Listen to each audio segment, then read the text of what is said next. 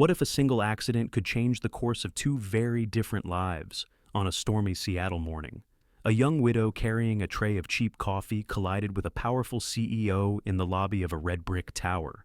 She feared humiliation, while he carried the weight of an empire and a family slipping from his grasp. Neither of them knew that the spilled coffee would become the first thread of a story that tested dignity, loyalty, and love. Behind the headlines of scandal and betrayal lay something deeper, a mother fighting to protect her son, a leader trying to honor his father's fading memory, and a community struggling to trust again. But could they rise above rumors, boardroom battles, and painful choices to find common ground? Could trust grow where doubt had poisoned every corner? And in the end, when the tide turned, would love be strong enough to hold against the storm? Stay with us as we unfold the Millionaire CEO.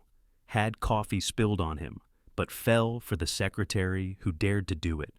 If this story touches you, don't forget to like, share, and subscribe so you won't miss the moments where ordinary lives reveal extraordinary strength. The rain had been falling since before dawn, a steady gray curtain that turned Elliott Bay into a sheet of rippling silver. By 7:30, the sidewalks around the red brick building on Alaskan Way were slick with puddles. The scent of salt water drifted up with every gust of wind from the sound, mixing with the faint aroma of roasted beans from a coffee cart parked at the curb. Claire Bennett stood under her thin nylon hood, one hand gripping a cardboard tray that held 3 paper cups of the cheapest drip blend she could afford, plus a small bag of day-old muffins the vendor had sold her at half price. She told herself it was breakfast for later, maybe lunch too, but really it was armor. Walking into a new assignment with something in her hands made her feel less exposed. Her umbrella had broken 2 weeks earlier, and she hadn't been able to justify replacing it. Rent had come first, Oliver's sneakers second. Muffins were a luxury, even at half price. She pulled her jacket tighter and told herself the plastic rain poncho was enough. Inside the lobby, polished stone floors gleamed under the harsh lights.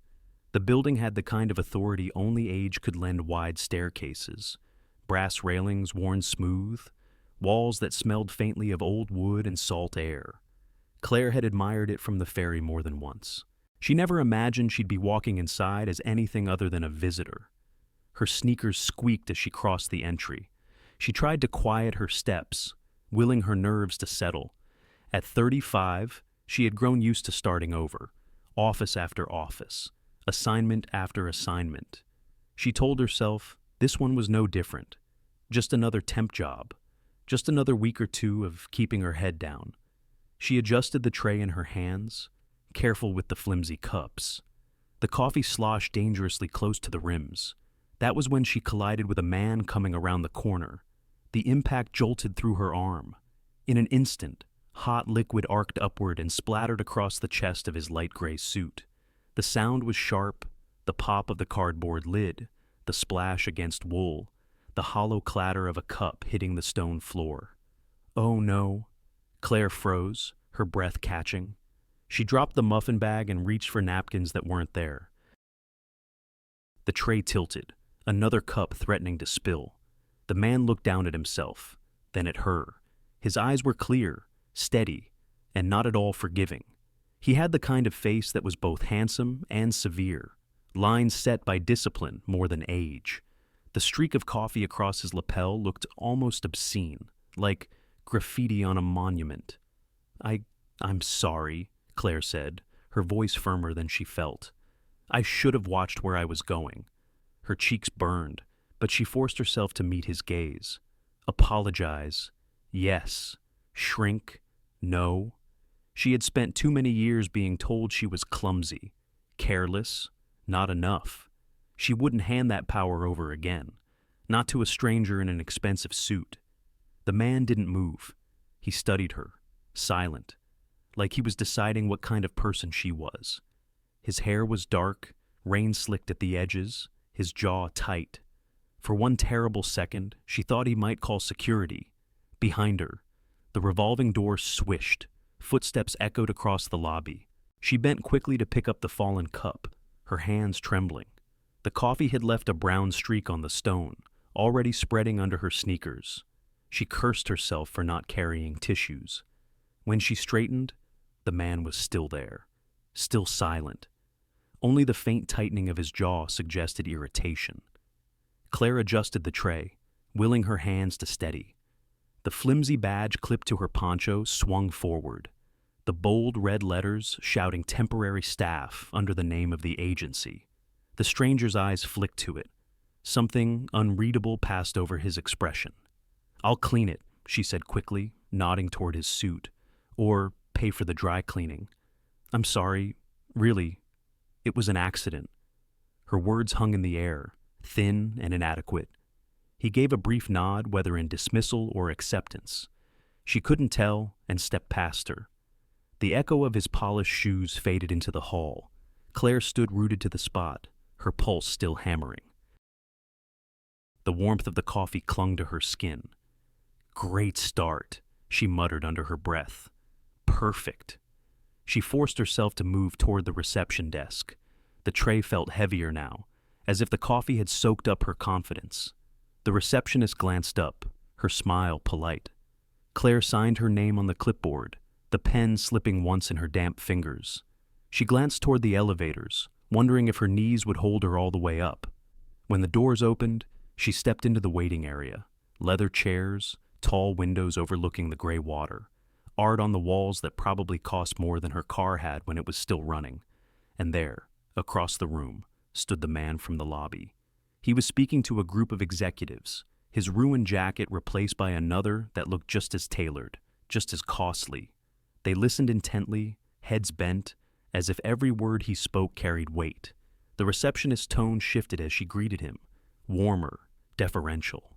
Claire's stomach dropped. Recognition hit like a second spill.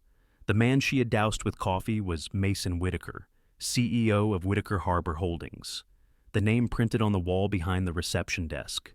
The man whose signature, she remembered vaguely from an article, had secured half the waterfront property now being redeveloped into gleaming towers. She had ruined his morning before she'd even introduced herself. A voice called her name, startling her. Claire Bennett. She turned toward a tall woman holding a clipboard. "This way, please. The administrative panel will see you now." Claire followed, her sneakers squeaking against the stone, the sound far too loud in the hushed corridor. She kept her eyes forward, but she could feel Mason Whitaker's presence behind her, steady and immovable as the tide. As the elevator doors closed, the faint scent of spilled coffee lingered in the air, warm and bitter. Claire gripped her bag tighter and told herself to breathe. Somewhere deep down, she sensed it. The morning wasn't just ruined. Something had begun. The refrigerator hummed in the corner of the small apartment, its surface covered in layers of paper, past due notices with red stamps, a calendar with pill times carefully circled in blue pen, a drawing of a ferry boat, sketched by Oliver in crayon, taped proudly beside the list of groceries Claire could not yet afford. The kitchen smelled faintly of last night's tomato soup, reheated from a can, and the lavender lotion her mother rubbed into her swollen hands. Claire set a mug of weak coffee on the table and glanced toward the couch where Marion sat, propped with pillows. Her mother's knees were wrapped in wool, the kind she insisted kept the ache at bay. "Don't forget your pills at noon," Claire reminded softly. "I won't," Marion answered, her voice raspy but kind. "Did Oliver pack his homework?" A thud from the hallway answered. Her son, 9 years old and full of restless energy, appeared with his backpack half-zipped and his hair sticking up in cowlicks. He grinned, gap-toothed, and Claire felt her chest ache with both pride and worry. He was her reason, her anchor, the reason she pushed through fatigue, through the mountain of bills that never seemed to shrink. His father's absence lingered in every corner. A firefighter's helmet sat high on the shelf, never dusted because Oliver liked to stare at it sometimes, as if it might still carry his dad's strength. Claire buttoned Oliver's jacket, tugged the zipper gently, then kissed his forehead. The smell of soap clung to his hair. She thought of the hospital bills still sitting unopened in the drawer, the ones she hadn't found courage to show her mother. Too many zeros, too many reminders of how fragile stability could be. Across Elliott Bay, in a glass-walled office high above the docks, Mason Whitaker adjusted the cuffs of his suit and leaned against the wide window. Morning ferries cut white lines through the gray water, horns low and mournful as they carried commuters from Bainbridge and Bremerton toward the city. He watched them like some men watch the stock ticker. Each vessel represented responsibility, contracts with the state, safety measures his company funded when others wanted shortcuts. He remembered standing on those decks as a boy, his father's large hand heavy on his shoulder, the promise that the Whitakers would always keep these waters safe. Now, Thomas Whitaker could no longer remember those promises. Some days he asked after workers long retired. Some mornings he mistook his son for his younger brother. Mason carried the weight silently, letting his mother Evelyn handle the gentle corrections. She was the practical one, steady as the tide, reminding him that family duty and corporate duty often blurred. Investors pressed for expansion, for luxury condos along the shoreline, for profit margins that ignored the weathered fishermen and longshoremen whose voices still echoed in these piers. Mason pushed back, insisting on balance, insisting on honoring the city that had raised him. It made him enemies in boardrooms. But he had learned to live with that. He straightened his tie, scanning the notes for his morning calls. A letter from Grant Lowell, one of the louder investors, lay open on his desk, demands thinly veiled as suggestions. Mason exhaled slowly, pushing the paper aside. He thought again of his father's voice. Long ago, the bay belongs to the people who trust us with it. Back in West Seattle. Claire walked Oliver to the bus stop. Rain dampened her hair, seeped through her shoes. She tucked the straps of her worn leather bag higher on her shoulder, the weight reminding her of every form she carried. Resumes, agency contracts, recommendation letters written in careful, polite phrases. She needed this job, not just for rent, for dignity, for the chance to stop running from one temp gig to another like a leaf tossed across the water. The agency call still echoed in her ears. She had almost dropped the phone when the woman said she'd been chosen for a 2-week placement at Whitaker Harbor Holdings. Executive floor, administrative support. She knew enough to understand that was unusual. Temps usually handled filing, phones, the grunt work tucked into basement offices. Not the executive floor. It terrified her. It thrilled her. She pictured the man from the lobby yesterday, coffee dripping down his immaculate suit, those eyes that had measured her without words. Mason Whitaker. She had seen the name engraved on brass plates, had read articles praising his strategies. Now she would be working within the same halls. Too close for comfort. Too close to forget the heat of embarrassment. But the agency woman's tone had been clear. You've been placed. 2 weeks. Impress them, and you might get an extension. Claire had hung up, staring at the cracked paint on her ceiling, listening to the distant ferry horn across the water. She whispered a thank you into the empty room. Maybe, just maybe. This was the doorway she had been waiting for. That evening, after Oliver's homework was spread across the table and Marian dozed with the TV low, Claire opened her notebook. She listed every reason she had to succeed: stability for Oliver, medication for her mother, a chance to pay off even one hospital bill, a reason to believe she wasn't failing. On the other side of the bay, Mason closed his office blinds against the city lights and sat in the quiet. His father's voice drifted through memory, tangled with the echoes of investors demanding numbers. He rubbed the bridge of his nose, fighting the fatigue that had settled too deep. He wondered, not for the first time, whether anyone around him saw the difference between empire and burden. The next morning, the bay woke with fog low over the water. Claire stood at the edge of her bus stop, clutching the strap of her bag. The red brick headquarters loomed across the bay like a lighthouse, steady and unreachable. But it was not unreachable anymore. She had a badge waiting, a desk, however temporary. The ferry's horn bellowed through the mist. Claire lifted her chin, squared her shoulders, and stepped forward. The glass door clicked softly behind her. Claire stepped into a corridor where the air carried the faint, sharp scent of freshly printed paper, mixed with the stronger aroma of coffee brewed dark and strong. The sound of the rain outside dulled against the thick windows, leaving only the muffled rhythm of footsteps and the occasional ring of a phone. At the end of the hall, a wide reception desk gleamed under recessed lights. Beyond it stretched the offices of the executive floor, quiet, orderly, intimidating. Claire adjusted the strap of her bag and told herself to breathe normally. The supervisor from the agency had given her a quick orientation.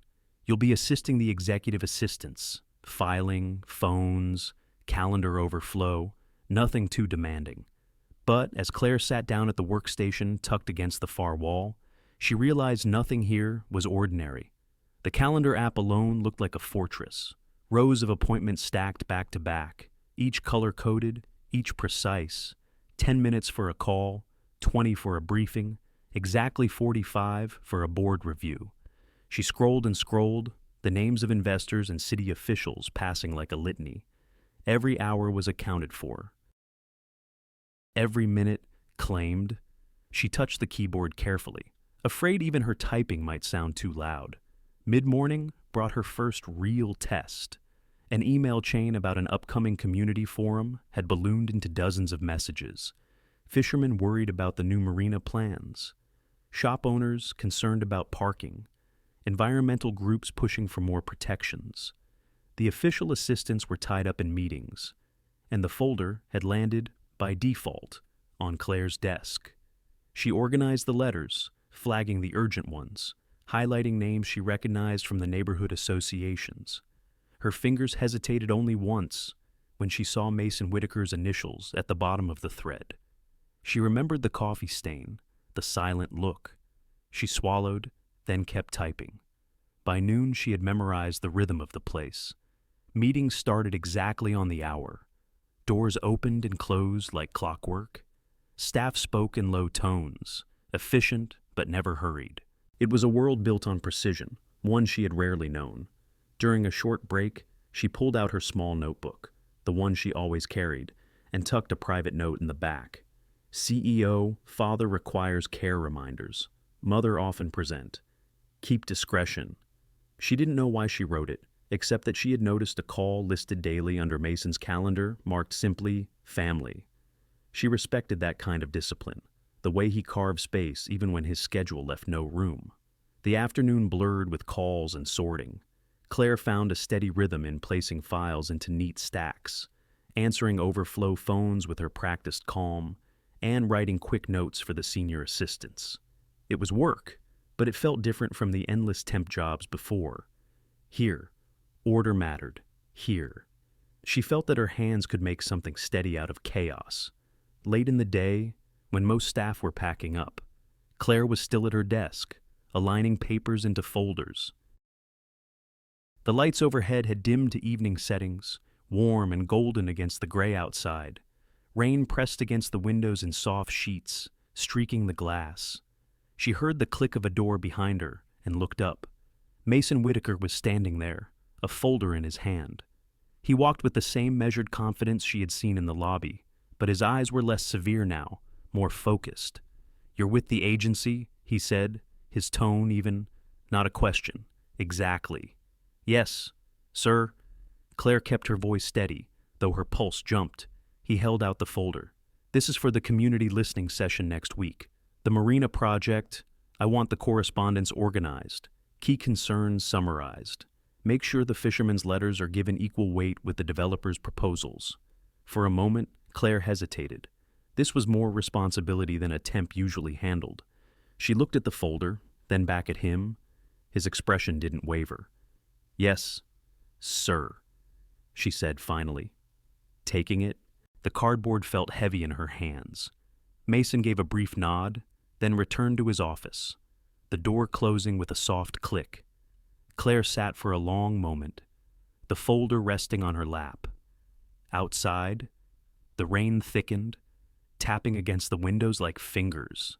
She pulled her notebook closer and slid the folder on top of her pile. The fluorescent lights buzzed faintly. Most of the floor was empty now. Only the golden glow from Mason's office remained, a square of light cutting into the gray evening. Claire picked up her pen, tucked it carefully into the spine of her notebook, and exhaled. The day had left her drained, yet strangely alive. She felt the weight of expectation pressing down. But somewhere beneath it was also the spark of opportunity. The storm outside deepened, and she gathered her things. The folder balanced carefully under her arm. The paper calendar on Claire's desk was already crowded, each square filled with tight black ink.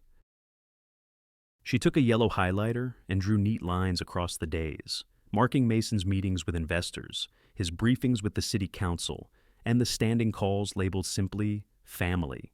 It was the small things that steadied her. Crossing out a meeting once it was finished, drawing a soft circle around a personal reminder, sliding a sticky note into the corner of her notebook, she found calm in order, and order was in short supply in this place. Late in the morning, the phone rang with a soft chime. The voice on the other end was a nurse. Mason's father had an appointment scheduled for the following week. Memory clinic, early morning. The nurse spoke quickly, efficient, and Claire took notes.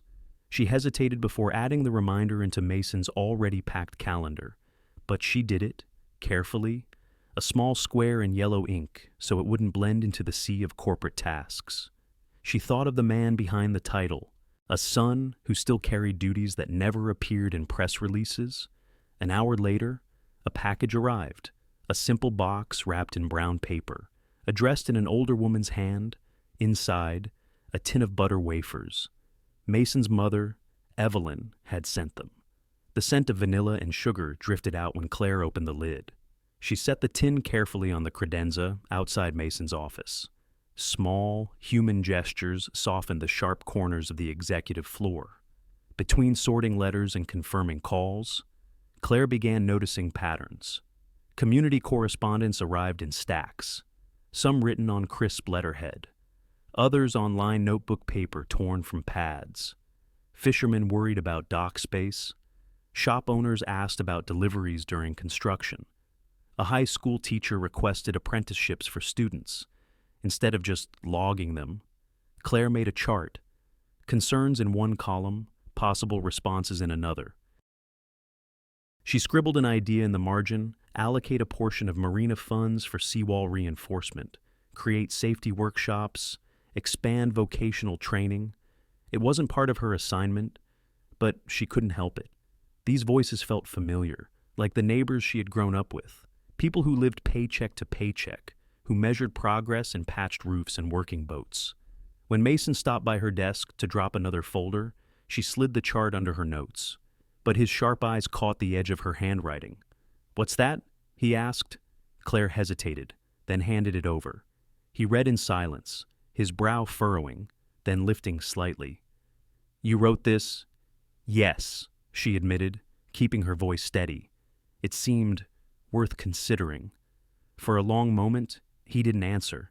Then he closed the folder and said quietly, "Keep going." It was more than permission. It was trust, rare and unexpected. That afternoon, Paige Merrill, the COO, swept through the office in her precise heels, her presence cool and commanding. She stopped briefly at Claire's desk, her eyes flicking over the organized piles, the neat calendar squares. Paige gave a polite nod, but the set of her mouth suggested disapproval. Temps weren't supposed to stand out. By evening, Mason called Claire into his office. The rain had returned, pressing against the tall windows in slanted lines. He handed her a new assignment. "I want you to prepare the summary packet for the community forum, drafts of talking points, main concerns, proposed responses. Put it in my hands by Friday." Claire blinked. "Me?" "Yes," he said simply, his tone leaving no space for argument. She accepted the folder, her fingers brushing the smooth edge. It felt heavier than paper. It felt like a door cracking open. When she left that night, most of the floor was dark. Only the warm yellow glow spilled from a few lamps. Claire tucked her notebook into her bag, balanced the folder against her chest, and stepped into the drizzle. By the time she reached her apartment in West Seattle, her jacket was damp, and her hair clung in loose strands to her face. She shook out the moisture on the porch, listening to the chime of the wind bell her mother had hung years ago. The sound was gentle, like a heartbeat in the rain. She pressed the folder closer to her chest and felt, for the first time in a long while, something more than exhaustion. Something almost like hope. Folding chairs lined the hall of the community center, their metal legs scraping against the wood floor as neighbors settled into place. The air smelled faintly of brewed coffee and cinnamon rolls from the church kitchen down the hall. On each chair sat a paper program and a lined notebook for comments. Steam rose from styrofoam cups clutched in chilled hands, a reminder that outside, the rain had not let up. Claire adjusted the stack of folders at the front table, smoothing the edges so they lined up neatly. She had been awake half the night preparing color-coded notes, summary charts, responses drafted in clear, steady language.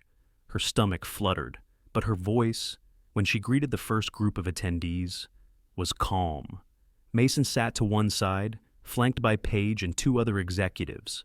His presence drew eyes, but he said little. He seemed content to listen. His broad frame relaxed, but his gaze attentive. Claire noticed the way he nodded when residents spoke, not just out of politeness, but as if he were taking their words seriously. The meeting opened with a welcome, then the floor was given to the community. Concerns spilled out at once. A fisherman worried about dock fees. A shop owner spoke about parking. A young mother asked about playground access near the new marina. Voices rose, sharp at times, softened at others. Claire stood with her notepad in hand, guiding the flow. She repeated questions so everyone could hear. She thanked speakers, then noted their points clearly on a whiteboard. Each time, tempers threatened to flare. She leaned forward, her voice steady, anchoring the room. When the time came to present proposals, she spoke without glancing at her notes. "We've reviewed your letters," she began. "Here are 3 steps we believe can help. First, a safety fund dedicated to seawall reinforcement. Second, training programs so local workers can benefit from new jobs. Third, a transparent system for updates, so you always know what's happening on your shoreline." The room shifted, shoulders loosened, people leaned back slightly in their chairs. It wasn't agreement yet, but the tension had thinned. Claire caught Mason watching her, his expression unreadable. Paige, on the other hand, tapped her pen against her folder, her jaw tight. Then a man stood. His hair was white, his jacket weathered with salt and sun. His voice carried the weight of decades. 3 years ago, he said, my neighbor slipped on a loose dock plank, broke his hip. We never got a straight answer about inspections. You talk about safety. But how do we know this won't be the same? Promises on paper, nothing real. Murmurs rippled across the hall. Eyes turned toward Claire. She felt the heat rise in her chest. She hadn't prepared for this exact story. She took a breath. "You're right," she said. "Promises aren't enough. We need proof. What if we created a digital record, posted inspections and safety checks online, open for anyone to see? That way the information isn't hidden in files. It's public, accessible, and it holds us accountable." The hall grew quiet. Then a younger voice called out, "That's what we need." Others nodded. The older man lowered himself back into his chair, his expression still stern but less doubtful. Mason leaned forward slightly, his hands clasped, eyes steady on Claire. The meeting continued, questions answered, notes taken. When it finally drew to a close, neighbors filed out slowly, stopping for another cinnamon roll, leaving their comment sheets in a box at the door. The air felt lighter than when they had entered. Claire gathered the folders, her fingers trembling from the release of tension. She felt the weight of Mason's gaze as he stood, thanking a few attendees before turning back toward her. His look carried something new: respect, recognition, maybe even trust. Paige was less subtle. She snapped her folder shut and leaned toward Claire with a cool smile. "We'll schedule a separate review. Just you and me. I'd like to discuss process." The words were polite. The tone was not. Claire nodded, tucking her pen into her notebook. She could feel the storm behind Paige's eyes, the warning that her role had shifted in ways not everyone welcomed. Outside, the rain had eased into mist. Claire stepped into it with the box of notes pressed against her chest. The night air smelled of wet pavement and distant salt. As she walked toward the bus stop, she felt both exhausted and alive. The voices of the seawall still echoed in her ears, a chorus of need and hope. She had faced them and found words that mattered. She also knew this was only the beginning. The company bulletin board flickered to life on Claire's screen, a bright line of text flashing across the top. An anonymous post, unsigned, placed in the chatter feed where staff shared notices and news. Some people rise faster than they should. Coffee stains, whispers in hallways, and suddenly they're in the CEO's shadow. Wonder why? The words glowed harshly against the gray morning. Claire stared at them, her stomach tightening. On her desk, a paper cup of coffee sat untouched, the liquid gone cold. She wrapped her fingers around it anyway, needing the warmth, but the chill had already settled into her chest. Outside the wide office windows, rain slanted across the glass in thin silver lines. It fell so fine, so steady, it looked like a veil of needles stitching the sky to the sound. When she walked through the corridor later, the air seemed to shift. Conversations paused when she approached. Smiles turned polite, thin at the edges. She felt the weight of glances, some curious, some sharp. The rumor had spread quickly, faster than any memo, faster than the truth. That afternoon, Mason was locked in meetings with investors. Grant Lowell's voice carried through the conference line, rising with impatience. The marina delays are costing us. Push the approvals. Cut through the hearings. Get it done. Claire heard the tone, though not the words. She saw the set of Mason's jaw when he stepped out, his tie loosened slightly, his face drawn. Paige followed close behind, her expression smooth, but her eyes glinting with satisfaction. Adjust the approval process, Paige told the staff briskly. We'll streamline. Too much paperwork slows us down. Claire bit her tongue. She had read those papers. She knew which voices would be cut out if they were streamlined. Fishermen, shop owners, people without lawyers. But she was still just a temp. Her authority was a thin line on a badge. She folded another stack of letters, her hands steady though her chest burned. By midweek, the whispers grew bolder. A woman in accounting asked, "So, how's life on the executive floor?" The smile that followed was sharp, not kind. Another voice near the copier said, "It helps to spill coffee in the right lap." Claire carried on, answering phones, filing notes, organizing calendars. But every step felt heavier. Every glance lingered longer than it should. That evening, as she packed her bag, her computer chimed, a message from IT, unusual activity detected on your account. Log in after hours. Trace to project files. Please confirm if authorized. Her hands went cold. She had not logged in. At that time, she had been at home, cooking macaroni for Oliver, listening to her mother hum along with the TV.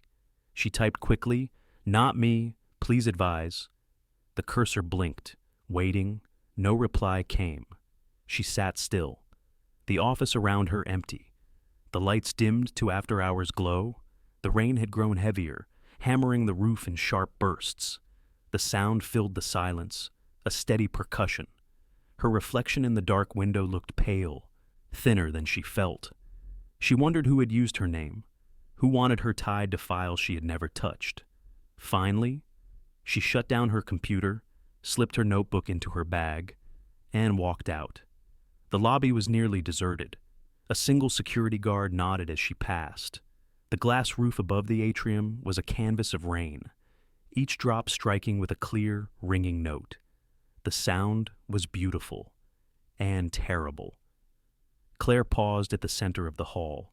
Lifting her eyes, the rain blurred the night beyond, erasing edges, turning the city into smudges of light. Truth and rumor felt the same way, blurred, shifting, hard to grasp.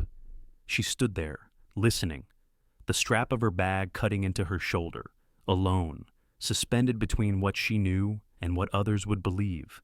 The rain kept falling, steady, relentless. The call came just after noon. Claire was sorting a stack of letters when her cell phone buzzed against the desk. The number was from Oliver's school.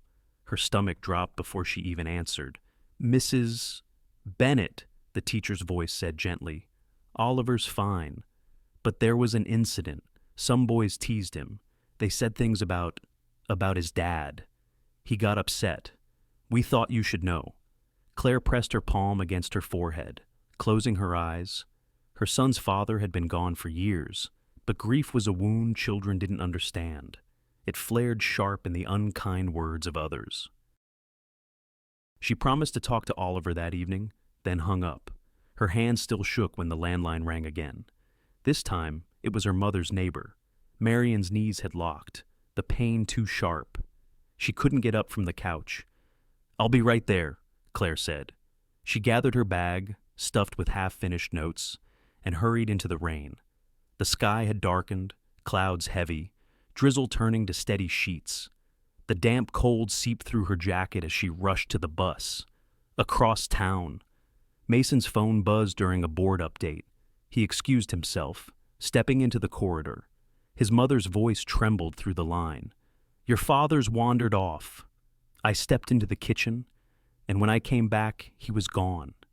"Mason, it's pouring out there." Mason's chest clenched. He didn't wait for the meeting to resume. He grabbed his coat and keys, striding out into the wet afternoon. Claire had just reached her block when she saw him. She was stepping off the bus, her bag clutched tight against her chest. When a sleek car slowed at the corner, Mason's face, pale with worry, glanced out before he pushed the door open and stepped into the rain. "What are you doing here?" she asked, startled, though her own urgency made the question softer than she intended.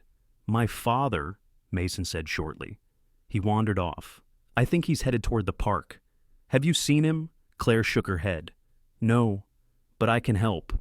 My mom lives 2 blocks from there. I was heading over anyway." They didn't waste words after that. They split directions. Mason toward the pier entrance, Claire weaving through side streets. Rain plastered her hair to her cheeks. Her shoes soaked through within minutes. The park was nearly deserted, only the hiss of rain in the trees and the slap of water against benches. Claire scanned every corner, calling softly, "Mr. Whitaker?" No answer, just the rustle of wet leaves.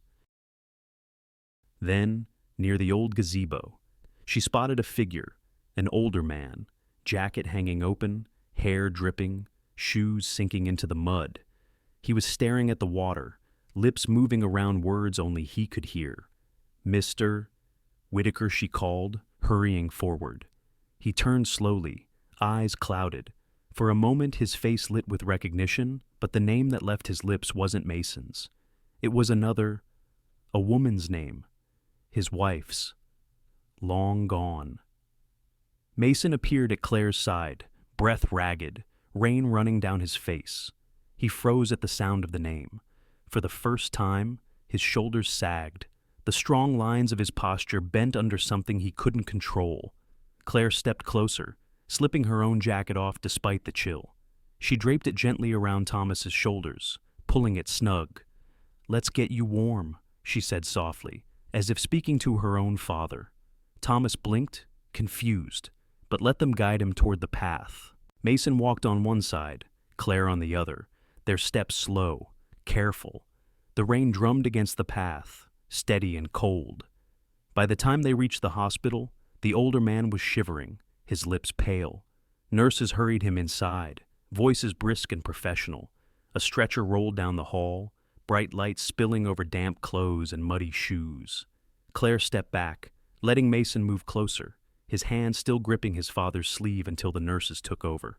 For a long moment he stood rooted, his face unreadable. Then his hand dropped, empty. She stayed beside him, but not too near. Close enough to be present, far enough to respect the space he needed. The waiting area smelled of disinfectant and wet coats. A fluorescent light flickered above the vending machine. Claire rubbed her cold hands together, listening to the steady hiss of the rain against the hospital's glass windows. Mason lowered himself into a chair, elbows on his knees, staring at the floor. For once, he didn't look like a man who commanded boardrooms. He looked like a son, frightened and tired. Claire sat across from him, silent, her presence a quiet offering. The doors to the emergency wing swung closed behind Thomas's stretcher. Bright light spilled into the hall, then dimmed again. The headline landed like a hammer. Secretary seduces CEO, then betrays him. It glared from the front page of the local paper. Bold black letters across grainy photos snapped in the lobby. One showed Claire, her head bent as she carried folders. Another caught Mason beside her, the angle suggesting closeness where there was none. By mid-morning, the images were everywhere. Social media spun the story fast. Anonymous accounts filled comment threads with gossip. At the office, whispers carried down the hall, sharper than rain against glass. Claire sat frozen at her desk, the paper trembling in her hands. The coffee she had poured sat untouched, steam gone. Her heart thudded, a low drumbeat of dread. The email alert blinked. It! Files from the Marina bid were accessed under your account. Unauthorized download flagged. Please confirm activity. She stared, uncomprehending. Then her throat went dry. She typed back quickly, "Not me. I never opened those files." Another message appeared. HR this time. "We will need to review this immediately. Please prepare for interview." By noon, the story had moved from whispers to open stares. Paige passed her desk with a measured step, pausing only long enough to offer a smile that didn't reach her eyes. "Unfortunate situation," Paige said softly. "These things tend to spread. Best to resolve quickly." The words felt like oil poured on fire. In the boardroom, voices rose. Grant Lowell's tone carried through the closed doors. "This project cannot stall. If there's scandal tied to leadership, we cut it out. Now." Claire knew she couldn't fight both rumor and accusation. Not here. Not while her son was being teased at school. Not while her mother sat at home aching with pain.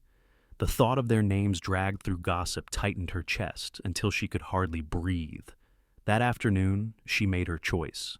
She typed her resignation in plain words. No flourish, no anger, just clarity. She placed her badge, her key card, and her notebook neatly on the desk.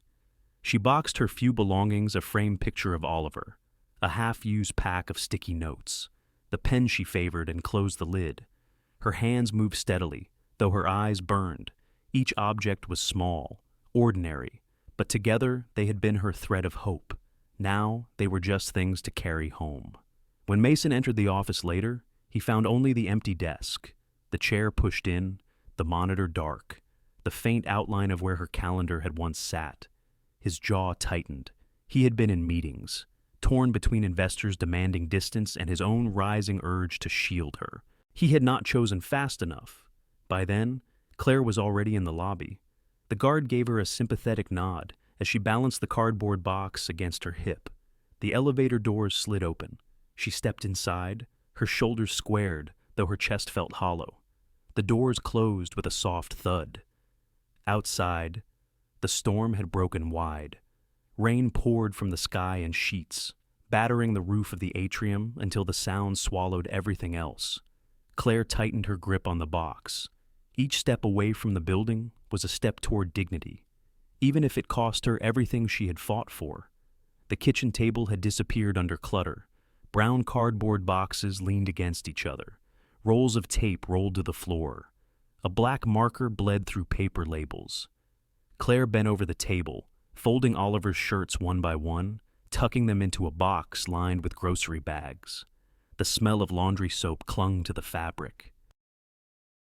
She pressed her palm flat against the folded pile, as though it could steady her. On the television, voices rose. The news anchor spoke briskly about Whitaker Harbor Holdings, stock prices, investor tension, a press conference scheduled downtown. Claire muted the sound, but the screen still flashed Mason's face. He stood behind a row of microphones, the skyline gray behind him. His suit was sharp, his voice calm. She didn't need sound to read the words on his lips. Claire Bennett is not responsible. Her throat ached. She turned away. The boxes waited. Oliver wandered in, dragging his sneakers across the tile. He held his toy ferry in one hand, its paint chipped at the edges. "Mom, are we really moving?" Claire tried to smile. "Just packing, sweetheart. Sometimes packing helps us think." But in truth, Spokane had been circling in her mind all day. A cheaper city, fewer eyes. A cousin had mentioned openings at the hospital cafeteria. It was not much, but it was away from whispers, away from headlines. Oliver climbed onto a chair, watching her fold. But what about the water and the ferries? She closed the lid of a box. The sound of cardboard scraping was louder than she meant it to be. "There are rivers there. You'll see." At Whitaker headquarters.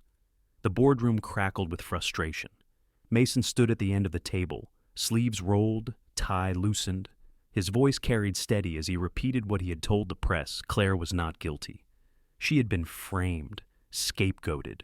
Across the table, Grant leaned forward. "Our clients don't care about innocence. They care about reputation. Sales are slipping. We cannot afford sentiment." Paige tapped her pen, lips pressed tight. "We need clean separation. Mason, protect the company. Distance yourself." But Mason shook his head. "I won't bury someone's name to protect a margin line." Silence stretched, heavy with disapproval. He felt the wall rising between him and the people who once trusted him. Still, he did not bend. Back in West Seattle, Claire sat on the couch with her mother's pill organizer open on her lap. Marion shifted in her chair, pain written across her face. "You don't have to run," her mother said softly. "I can't stay," Claire whispered. "Every time I walk to the store, people stare. They whisper. Oliver hears it at school. I can't keep him here." The clock ticked in the silence. Later, Oliver sat cross-legged on the rug, his toy ferry balanced on a shoebox. He looked up, his eyes wide with the kind of honesty only a child carried. "Mom," he asked, "do good people have to leave?" The question pierced sharper than any headline. Claire froze, her hands resting on a roll of tape, words stuck in her throat. She wanted to tell him no. She wanted to say that truth always held. But the weight of bills on the fridge, the whispers at the office, the ache in her mother's joints, all pressed down until her answer was silence. Oliver turned back to his toy, humming to himself, but his question lingered like fog. When the apartment quieted, Claire opened the drawer by the sink. A single bus ticket lay folded beside a family photo. The ink was faint, the print nearly worn off. Spokane. She placed it on the table, next to the picture of Oliver, smiling wide with his ferry in hand. The two objects looked fragile together, one promising escape, the other anchoring her here.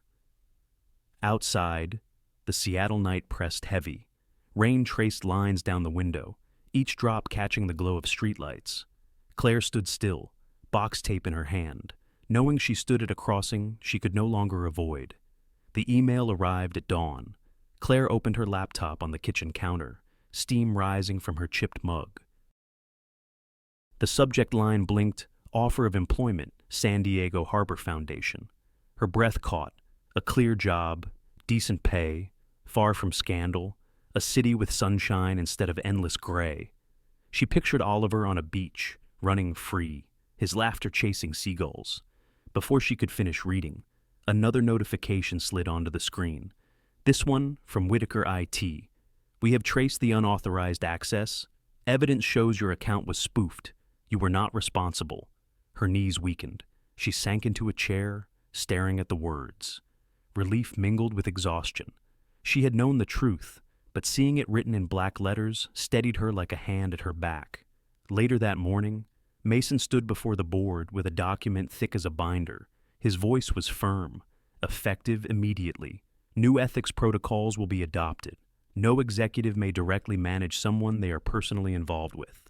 Independent ombuds oversight will review sensitive cases.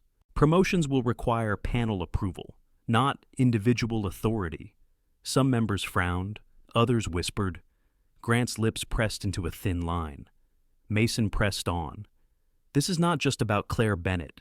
It's about restoring trust, both inside and outside these walls. We must show integrity in every choice.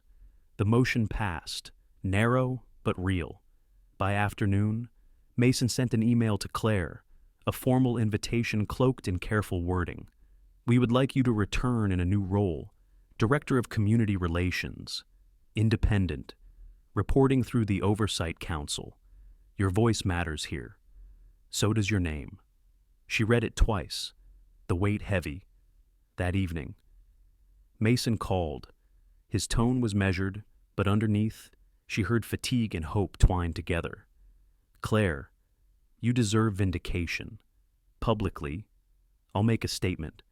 I'll revise the marina project to meet the highest safety and environmental standards. Not because of scandal, but because it's right. Please come back. On your own terms, Claire held the phone tight. Her heart wanted to believe him, to step back into the building with her head high, but her eyes drifted to the San Diego letter printed on her desk. Sunshine, distance, a clean start. By nightfall, she walked to the pier.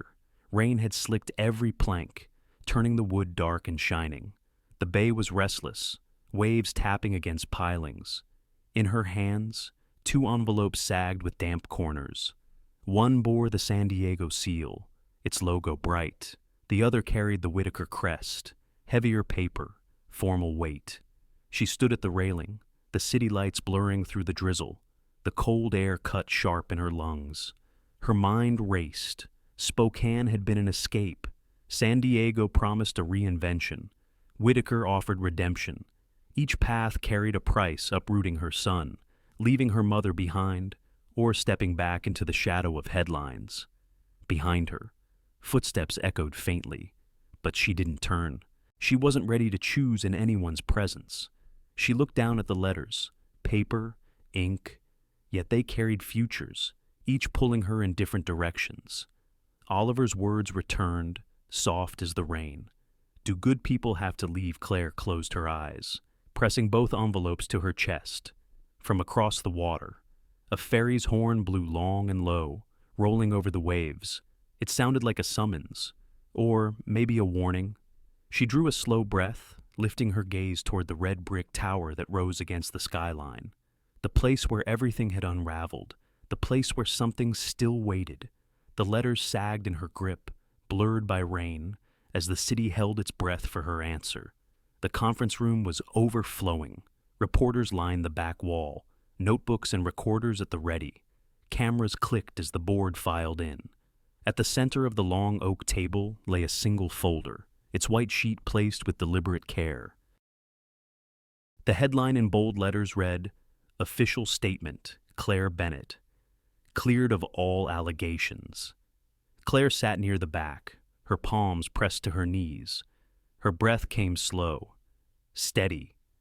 For weeks her name had been dragged across screens and whispers. Now. Her vindication rested on paper no thicker than a grocery list. At the podium, a deputy from IT adjusted his glasses. His voice was precise, almost clinical. We traced the unauthorized activity. Logs show spoofed credentials, time-stamped outside Ms. Bennett's access hours. Evidence confirms she did not download or distribute project files. The breach originated within the Marina Development team. Murmurs rippled across the room. Reporters leaned forward. Claire felt her chest loosen, though her pulse still raced. Then came the words she had waited for. We apologize publicly to Ms. Bennett for the harm caused by false association. Her reputation within Whitaker Harbor Holdings remains intact. Flashbulbs exploded. Questions flew, but Claire heard only the quiet sigh of her own relief. Beside her, Mason rose. His suit was crisp, but his voice carried the gravity of decision. Effective today, all high-risk elements of the marina expansion are suspended. A redesign will prioritize shoreline safety and ecological protection. No revenue goal is worth endangering this community. The statement landed like a stone dropped in water shock first, then widening rings of consequence. Paige shifted in her seat. Her usual poise cracked as an HR officer stepped forward with a sealed envelope. The announcement came clear. Pending investigation into procedural misconduct. Ms. Paige Merrill is suspended from duties. Gasps, scribbled notes, the whir of cameras. Paige stood stiff, her jaw tight, but she left without a word. Across the table, Grant's expression cooled. He leaned back, tapping his pen, then finally tucked it into his jacket. For now, he would yield. The press conference stretched, but its tone had shifted. No longer scandal, but correction. Not accusation, but accountability. By the end, questions centered not on Claire, but on reform, safety, and community trust. When the crowd thinned, Mason approached Claire. His voice was lower, private. "We'd like you to step into the role of Community Relations Coordinator, independent reporting line, transparent review process. Your insight matters here." The title was modest, but the meaning was vast. It was recognition without strings, responsibility without shadow. Claire nodded slowly. "On one condition," she said, "that the changes are real, that voices from the dock and the neighborhood count as much as those in this building." His answer was simple. Agreed. Weeks later, the change was visible. The bulletin board displayed new designs with wider safety margins. Fishermen were invited to consultations. Environmental groups had seats at the table. For once, everyday voices shaped steel and stone. Claire's desk carried a fresh nameplate. Yet, on its corner, sat her old notebook, pages worn soft from weeks of anxious scribbles. Into it, she slid the folded press release, the official clearing of her name, tucked among her private notes, like proof that truth could stand. That morning, the scent of coffee drifted from the lobby cafe. Someone laughed near the elevators. Life was moving forward. Claire paused, hand on her notebook, letting the warmth of the moment soak in. Vindication was not loud. It was quiet, steady, and deeply human. Outside, the bay gleamed pale under a clearing sky. A new morning was rising. The morning broke pale over Puget Sound. Mist drifted low, carrying the faint salt of the bay. A ferry horn echoed across the water, long and low, as if greeting the day. On the dock, paper cups steamed in cold hands. One cup bore a recycled lid, a notch on the rim that set it apart. Claire wrapped her fingers around it, breathing in the dark roast. Mason had handed it to her moments earlier, his smile quiet, his eyes steady. 6 months had passed. The world felt altered, steadier, though still imperfect. The red brick building now overlooked something new. The Whitaker Shipyard Museum, rebuilt from rusting sheds, and a waterfront park with reinforced seawalls. Grass shone damp with dew.